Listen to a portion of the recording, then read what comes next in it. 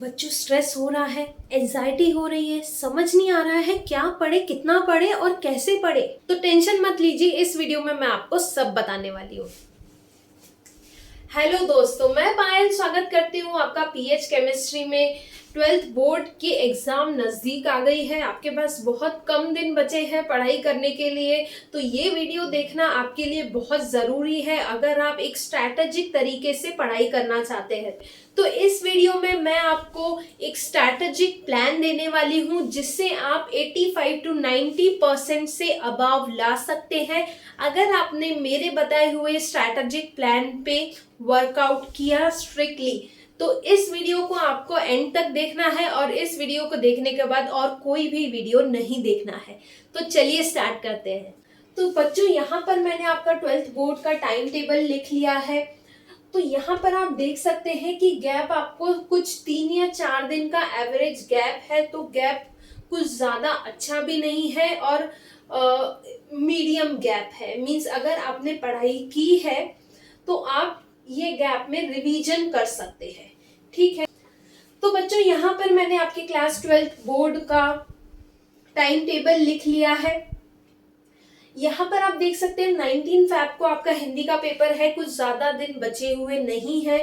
तो लैंग्वेज में क्या होता है बच्चों, आपको एवरेज स्कोर अगर आपने किया तो भी चलता है, कुछ 80-90% जरूरी नहीं है कि लैंग्वेज में भी स्कोर करना ही है।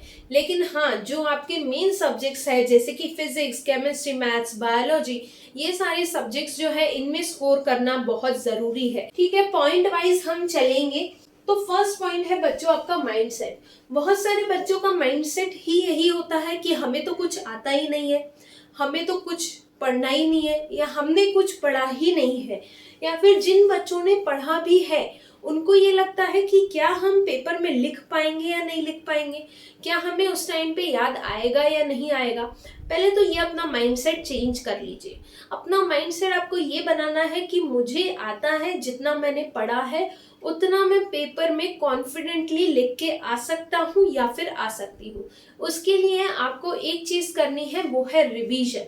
रिवीजन जितनी ज्यादा आप करोगे उतना ज्यादा आपको कॉन्फिडेंस आएगा और जो टॉपिक्स आपने प्रिपेयर किए हैं वो आप अच्छे से एग्जाम में याद करके लिख पाओगे। तो बच्चों स्ट्रेटेजिक प्लान में दूसरा पॉइंट है आपका अप्रोच। अप्रोच बहुत ज्यादा मैटर करता है। बहुत सारे बच्चे एक गलती कर बैठते हैं, क्या करते हैं, जो सब्जेक्ट उन्हें सबसे ज्यादा हार्ड लगता है वही सब्जेक्ट की पढ़ाई पहले करने बैठ जाते हैं और वो पढ़ाई करते करते उनका कॉन्फिडेंस हो जाता है लो और इसके लिए उनके आगे पढ़ने की इच्छा ही खत्म हो जाती है। तो बच्चों अगर आप ऐसे करोगे ना तो आपका कॉन्फिडेंस लेवल बहुत गिर जाएगा। या फिर कुछ बच्चे क्या करते हैं, जो बहुत ही ज्यादा टफ सब्जेक्ट है उसको सबसे लास्ट में रख देते हैं। हाँ, देखते बैठेंगे, सबसे लास्ट में पढ़ेंगे, देख लेंगे ये सब्जेक्ट को।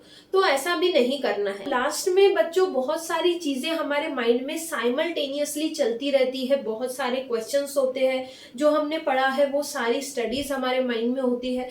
तो अगर आपने हार्ड सब्जेक्ट लास्ट में ले लिया तो वो चीज आपके माइंड में नहीं बैठेगी। तो आपको क्या करना है, सबसे जो इजी चैप्टर, सबसे जो इजी सब्जेक्ट आपको लगता है वो इजी सब्जेक्ट आपने सबसे पहले पढ़ना है। इजी सब्जेक्ट आपने पढ़ लिया पहले तो आपको कॉन्फिडेंस आ जाएगा कि हाँ मुझे आता है, ठीक है। सेकेंड नंबर पे आपको रखना है हार्ड सब्जेक्ट। जो सब्जेक्ट आपको डिफिकल्ट जाता है वो आपको रखना है सेकेंड नंबर पे, क्योंकि अब तक ये लेवल पे आपका कॉन्फिडेंस बिल्टअप हो चुका है, अब आप हार्ड सब्जेक्ट करने के लिए रेडी हो। तो इस तरीके से। और सबसे लास्ट में आपको रखना है इजी सब्जेक्ट, क्योंकि लास्ट में जैसे मैंने आपको बताया बहुत सारी चीजें हमारे माइंड में साइमल्टेनियसली चलती रहती है। तो हमने अगर इजी सब्जेक्ट लास्ट में रखा तो वो हमारे माइंड में वो चीजें बैठ जाएगी। तीसरा पॉइंट है आपका स्केड्यूल। एक अच्छा स्केड्यूल बनाने वाला जो स्टूडेंट है वो हमेशा एक अच्छे मार्क्स स्कोर करता है एग्जाम में। अगर आपको 85 to 95% से ज्यादा मार्क्स स्कोर करने हैं तो स्केड्यूल आपको फॉलो करना ही पड़ेगा। और अगर आप अभी स्केड्यूल फॉलो नहीं करोगे तो कब करोगे, क्योंकि ये आपका पीक टाइम है। मीन्स जो 2 साल में आपने हार्ड वर्क किया है, जो 2 साल में आपने पढ़ाई की है, जो टाइम अपने स्टडीज को दिया है, उसी का रिजल्ट अभी आने वाला है। यही एग्ज़ाम डिसाइड करेगी आपका करियर, आपका फ्यूचर। तो इस टाइम पे जिस बच्चे ने पढ़ लिया तो वो हो गया मेरिट, और जिस बच्चे ने नहीं पढ़ा वो पीछे रह जाएगा। अभी जो एग्ज़ाम का टाइम चल रहा है इसमें आपको minimum 12 to 13 hours per day आपको देने ही देने हैं अपनी स्टडीज़ को। तो एक अच्छा स्केड्यूल आप बना लीजिए। मॉर्निंग से लेके नाइट तक आपको इस टाइम से इस टाइम तक ये सब्जेक्ट पढ़ना है, इस टाइम से इस टाइम तक ये सब्जेक्ट का ये टॉपिक पढ़ना है। ऐसे आपने एक स्ट्रैटेजी डिसाइड कर ली, एक स्केड्यूल बना लिया, उसके अकॉर्डिंगली आपको चलना है। फोर्थ पॉइंट देखते हैं। फोर्थ पॉइंट है आपका स्ट्रैटेजी। अब आपने ये सारी चीजें कर ली, स्केड्यूल भी बना लिया, अब आपको बनानी है स्ट्रैटेजी। स्ट्रैटेजी मीन्स क्या? बहुत बच्चे क्या करते हैं, जिस टॉपिक को उन्होंने साल भर में देखा ही नहीं है, कभी पढ़ा ही नहीं है, उसको अभी पढ़ने बैठ जाते हैं।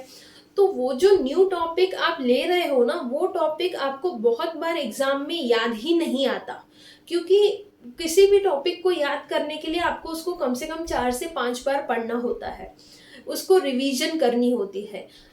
तो मेरा तो यही कहना है, जो भी आपने पढ़ा है आप उसका रिवीजन करते जाइए। हाँ, अगर रिवीजन करने के बाद आपका टाइम बचता है तो आप नए टॉपिक को उठा के उसको पढ़ सकते हो।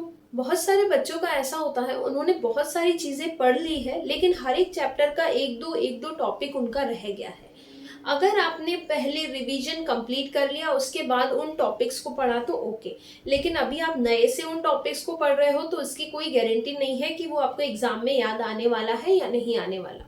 तो ये सारी चीज़ें अगर आपने फॉलो की तो आप डेफिनेटली 85 टू 90% स्कोर कर सकते हो। बच्चों, अगर आपको ये वीडियो पसंद आया है तो ज़रूर से इस वीडियो को लाइक करें, चैनल को सब्सक्राइब करके अपना प्यार दिखाइए, और इस वीडियो को ज़्यादा से ज़्यादा अपने दोस्तों के साथ शेयर करिए ताकि सबकी हेल्प हो पाए। Thank you.